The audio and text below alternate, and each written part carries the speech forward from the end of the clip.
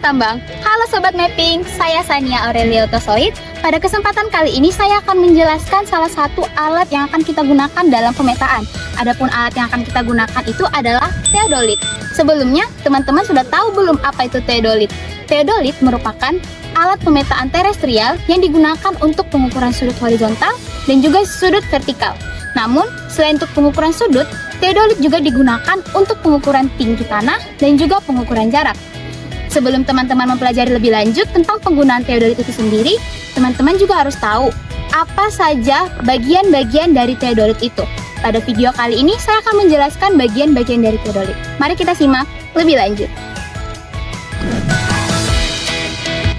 Nah, teodolit yang akan saya jelaskan bagian-bagiannya pada video kali ini adalah teodolit Topcon DT200.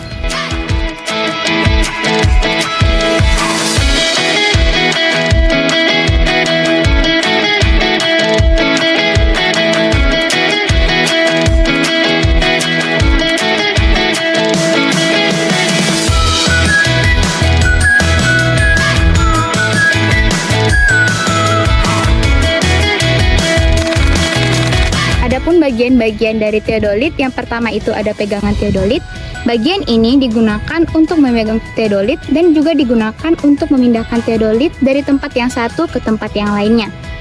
Yang kedua itu ada baut pengunci teodolit yang digunakan untuk mengunci teodolit dengan statif supaya berdirinya teodolit tidak bergerak ketika digunakan.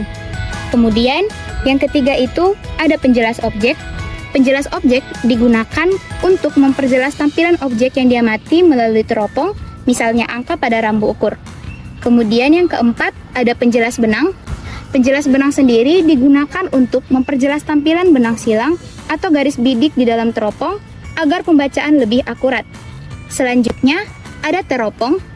Teropong ini berfungsi untuk melihat dan membidik objek. Dari sinilah semua proses pengukuran sudut akan dimulai. Selanjutnya itu ada pengunci vertikal. Pengunci vertikal digunakan untuk mengunci gerakan vertikal pada teodolit agar tidak bergerak saat pengukuran dilakukan. Selanjutnya ada penggerak vertikal halus yang digunakan untuk menggerakkan alat secara vertikal dengan lebih halus dan juga presisi. Bagian selanjutnya itu ada nivoo tabung yang digunakan untuk menyetel dan memastikan posisi teodolit sudah rata secara horizontal. Selanjutnya ada layar monitor yang digunakan untuk menampilkan hasil pembacaan sudut dari pengukuran, baik itu sudut vertikal maupun sudut horizontal. Selanjutnya itu ada nivoo kotak. Nivoo kotak digunakan untuk menyentring alat. Selanjutnya ada skrup A, B, dan C yang digunakan untuk alat bantu dalam menyentring alat, yaitu menyelaraskan posisi alat dengan titik yang mau diukur. Selanjutnya ada plat dasar yang merupakan alas dari teodolit itu sendiri. Selanjutnya ada bagian visir. Visir ini sendiri merupakan alat bantu untuk membidik objek secara kasar sebelum melihat lewat teropong. Jadi, visir digunakan sebagai preview sebelum masuk ke penglihatan yang lebih kecil. Selanjutnya ada batas pengukur. Batas pengukur digunakan sebagai acuan tinggi alat dari permukaan tanah maupun patok. Bagian selanjutnya itu ada baterai yang merupakan sumber tenaga dari teodolit. Bagian selanjutnya itu ada centering point. Bagian ini digunakan untuk memastikan alat benar-benar berada di titik pengukuran. Kemudian ada penjelas centering point yang berfungsi memperjelas tampilan centering point agar mudah dilihat dan disesuaikan. Kemudian ada penjelas objek centering yang digunakan untuk memperjelas objek yang tampak di centering point agar pengukuran bisa dilakukan dengan cepat. Selanjutnya ada pengunci horizontal. Bagian ini mengunci gerakan horizontal agar alat tidak bergerak saat pengukuran dilakukan. Kemudian ada penggerak horizontal halus yang digunakan untuk menggerakkan teodolit secara horizontal, secara perlahan dan juga akurat. Dan yang terakhir itu ada bagian tombol operasional. Tombol ini digunakan untuk menghidupkan maupun mematikan teodolit dan juga tombol yang digunakan untuk mengoperasikan teodolit tersebut. Nah, demikian penjelasan dan juga fungsi dari bagian-bagian teodolit. Untuk penjelasan dan penggunaan teodolit lebih lanjut akan dijelaskan oleh teman saya. Terima kasih.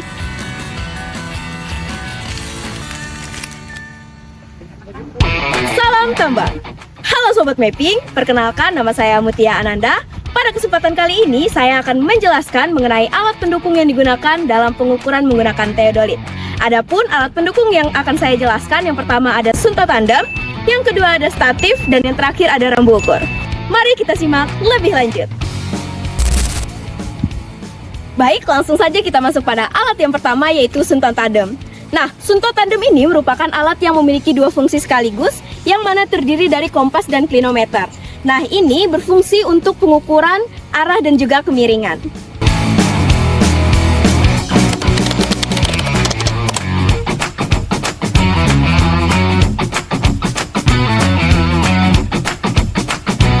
Adapun bagian-bagian sunto tandem, yang pertama ada kompas. Ini digunakan untuk menentukan arah mata angin, yaitu azimut atau biring. Yang kedua, klinometer. Ini digunakan untuk mengetahui besar sudut kemiringan suatu bidang. Yang ketiga yaitu lensa kompas, membantu melihat dan membaca arah horizontal dengan lebih jelas. Yang keempat yaitu lensa klinometer, digunakan untuk membaca sudut vertikal atau kemiringan. Dan yang terakhir ada tali, yang mana ini berfungsi untuk menggantungkan alat sunto agar mudah dibawa dan tidak terjatuh. Selanjutnya kita masuk pada alat yang kedua yaitu statif. Nah, statif ini merupakan alat penyangga utama untuk mendirikan sebuah instrumen, bisa berupa teodolit, bisa berupa TS ataupun instrumen lainnya. Nah, untuk bagian-bagian dari statif ini sendiri, yang pertama yaitu ada tribar plat. Ini merupakan tempat untuk meletakkan dan mengikat teodolit. Yang kedua ada skru pengunci statif. Nah, ini digunakan untuk mengunci alat ukur agar tidak mudah lepas saat digunakan. Lalu ada kaki statif yang mana berfungsi untuk menopang alat agar dapat berdiri tegak dan seimbang. Lalu ada pengunci kaki statif yang berfungsi untuk mengatur ketinggian kaki statif dan menguncinya agar tidak berubah. Lalu ada pupuk kaki statif yang mana ini berfungsi sebagai bagian tajam di ujung kaki statif yang digunakan untuk mencengkram tanah. Dan yang terakhir ada tali yang digunakan untuk membawa atau menggantungkan statif saat berpindah lokasi. Kemudian, alat yang ketiga yaitu ada rambu ukur. Nah, rambu ukur sendiri berfungsi sebagai alat yang digunakan untuk pembacaan tinggi dan juga pengukuran jarak. Cara membaca rambu ukur sendiri, ini bisa kita lihat di sini misalnya dari range 9 sampai range 10, itu mewakili dari 10 cm. Nah, per masing-masing batang ini mewakili 1 cm. Nah, demikian penjelasan mengenai alat-alat pendukung dalam pengukuran menggunakan teodolit. Untuk penggunaan lebih lanjut akan dijelaskan oleh rekan saya. Demikian, terima kasih. Salam tambang, halo Sobat Mapping, kembali lagi bersama saya Lingga Fadlur Rahman. Pada kesempatan kali ini saya akan menjelaskan tutorial cara penggunaan alat teodolit. Kemudian pada tahap pertama yaitu adalah centering, di mana centering itu merupakan kegiatan untuk meletakkan posisi alat tepat di atas titik ukur. Dan untuk video lebih lanjut, mari kita simak berikutnya. Sebelum melakukan kegiatan centering, ada baiknya kita mempersiapkan alat-alat yang akan kita gunakan pada kegiatan ini. Di mana alat-alat yang akan kita gunakan itu ada teodolit, DT200, kemudian ada statif, terus ada rambu ukur, juga ada sunto, kemudian ada juga GPS. Setelah kita memastikan semua alat dalam kondisi siap untuk digunakan, langkah selanjutnya yaitu kita menentukan titik awal pengukuran atau yang sering kita sebut sebagai benchmark. Setelah kegiatan tersebut akan dilakukan plotting, yang mana kegiatan plotting ini sudah dijelaskan pada video tutorial sebelumnya. Langkah selanjutnya yaitu kita siapkan statif yang nantinya akan kita dirikan di titik yang telah kita tentukan tadinya. Kemudian langkah selanjutnya itu kita buka kunci statif dan pastikan statif ini berdiri sekitar setinggi dada atau ulu hati agar dapat memudahkan kita nantinya dalam kegiatan pengukuran.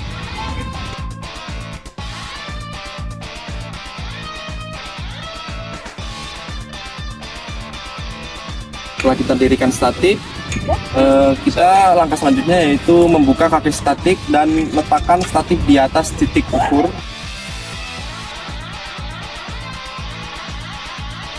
Dan pastikan semua kunci statif telah dikencangkan agar dapat mengunci kaki dari statif.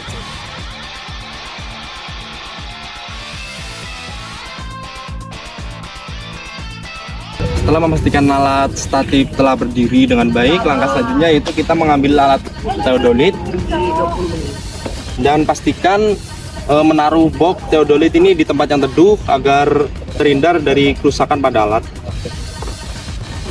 Usahakan pada saat mengangkat teodolit gunakan dua tangan agar dapat memastikan keamanan yang lebih baik. Langkah selanjutnya yaitu meletakkan alat di atas statif.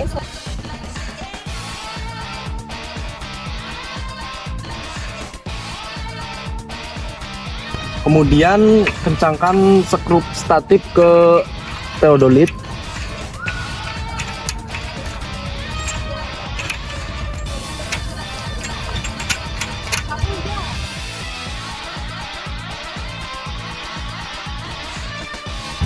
Setelah alat teodolit sudah berdiri dengan baik di atas statif, langkah selanjutnya yaitu kita melihat pada teropong bidik untuk memastikan teropong bidik telah berdiri tepat di atas titik pengukuran.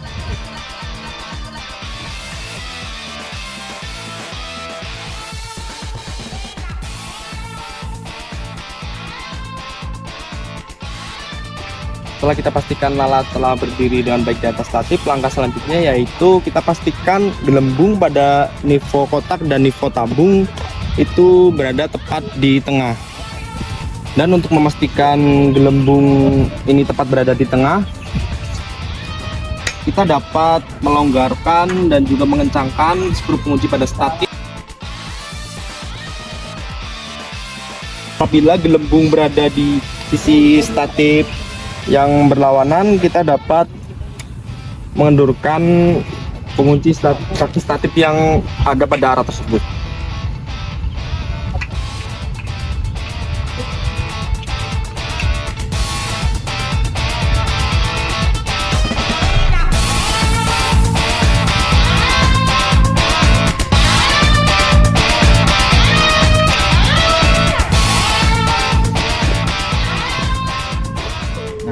Kita juga dapat memastikan gelembung di posisi tengah dengan menggunakan skrup ABC.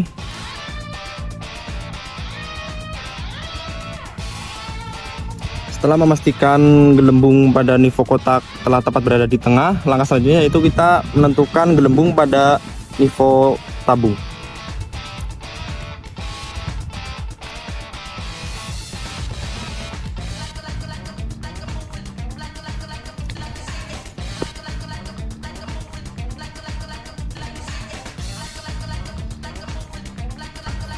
Langkah selanjutnya yaitu adalah leveling dengan memastikan gelembung yang ada pada nivou tabung tepat berada di tengah pada ketiga sisi statif, dan juga alat.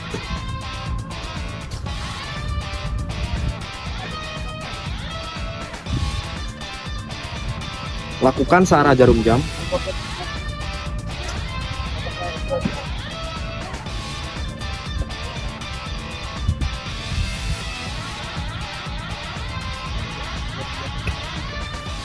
Kemudian setelah gelembung pada nivou kotak dan juga nivou tabung tepat berada di tengah, langkah selanjutnya yaitu kita pastikan apakah alat ini sudah berdiri tepat di atas titik pengukuran.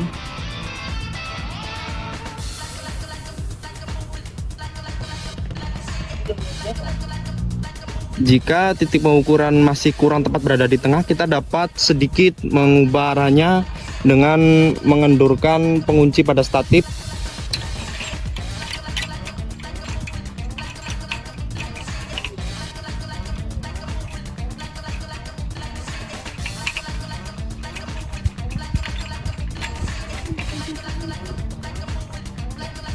Setelah kita memastikan alat tepat berdiri di atas titik pengukuran dan juga kita pastikan gelembung pada nivou kotak dan juga nivou tabung tepat berada di tengah, terus kita sudah melakukan kegiatan leveling, maka alat teodolit sudah siap untuk digunakan. Dan untuk kegiatan pengambilan data akan dilanjutkan oleh teman saya. Sekian, terima kasih.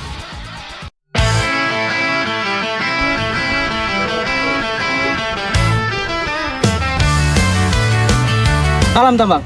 Perkenalkan, nama saya Budi Utama Saragi. Di sini saya akan melanjutkan langkah-langkah penggunaan teodolit. Pada langkah sebelumnya, teodolit sudah dalam keadaan centering dan sudah di leveling. Maka setelah itu kita akan melanjutkan tahap pemasangan baterai.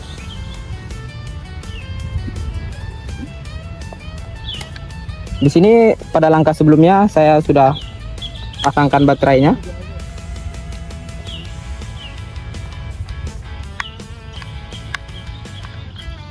Setelah itu kita tutup dan kita pasangkan ke teodolit.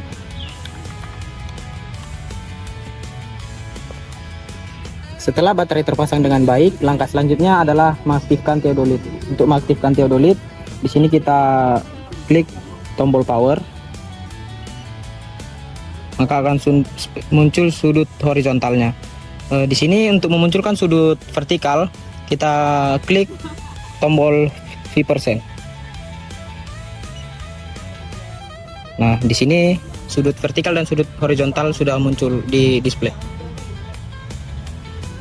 Setelah posisi teodolit seperti ini, langkah selanjutnya yang kita lakukan adalah melakukan null set. Untuk melakukan null set, alat bantu yang saya gunakan adalah sunto tandem. Caranya, kita tempelkan sisi sunto tandem ke sisi teodolit. Kita arahkan ke arah utara. Jika sudah tepat mengarah utara, kita kunci penggerak horizontal teodolit supaya tidak bergerak lagi.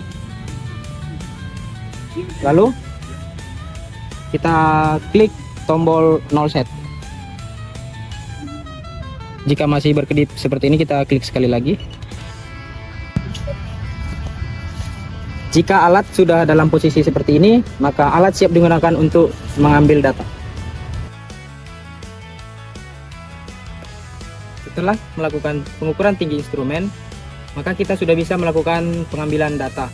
Tapi sebelumnya, di sini saya akan menjelaskan sedikit mengenai fungsi dari bagian-bagian teodolit berikut. Karena ini sangat penting ketika kita menggunakan teodolit pada saat mengambil data.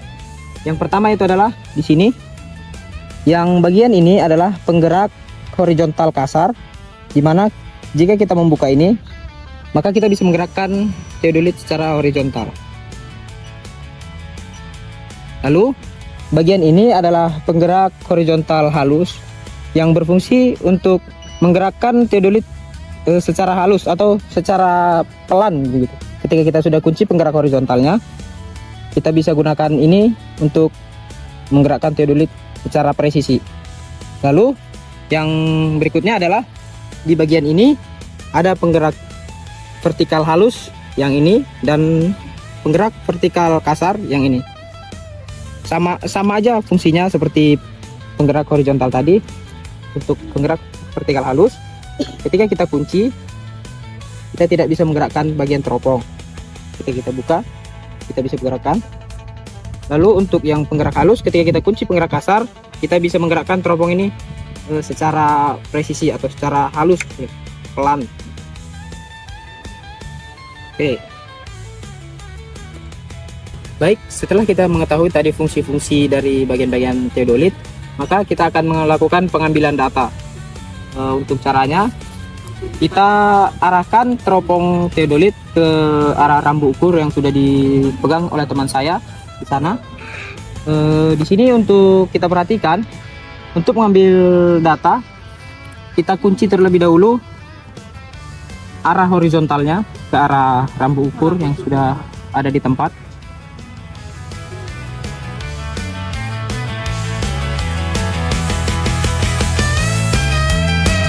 Baik, setelah arahnya benar, kita melakukan melihat rambu ukur yang ada di sana melalui teropong.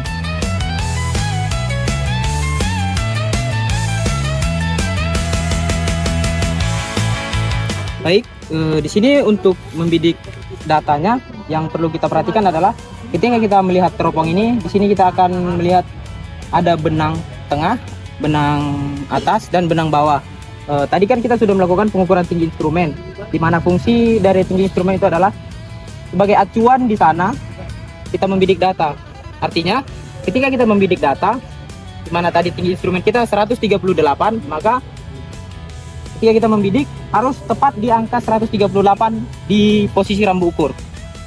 Lalu sini ada tambahan, yaitu berupa fungsi dari teropong ini. Yang pertama melihat data atau membidik data. Di sini ada bagian sedikit yang belum saya jelaskan, yaitu penjelas optik dan penjelas benang. Ketika kita memutar ini, kita bisa memunculkan benang di dalam, yang dimana saya katakan itu benang atas, benang bawah, dan benang tengah.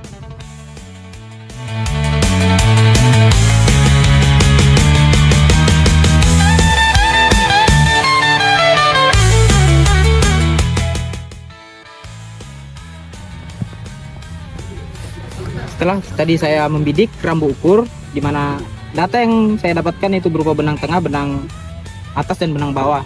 Di mana benang tengahnya tadi 138 cm, benang atasnya 143 cm, dan benang bawahnya 134 cm. Data inilah yang akan kita catat di tabel pengukuran. Dan di sini ada satu lagi data yang akan kita ambil, yaitu data yang terdapat di display alat. Ini berupa sudut horizontal dan sudut vertikal.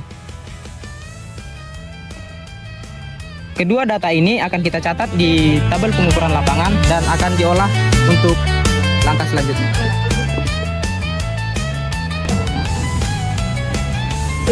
Demikian tata cara penggunaan teodolit dan pengambilan data.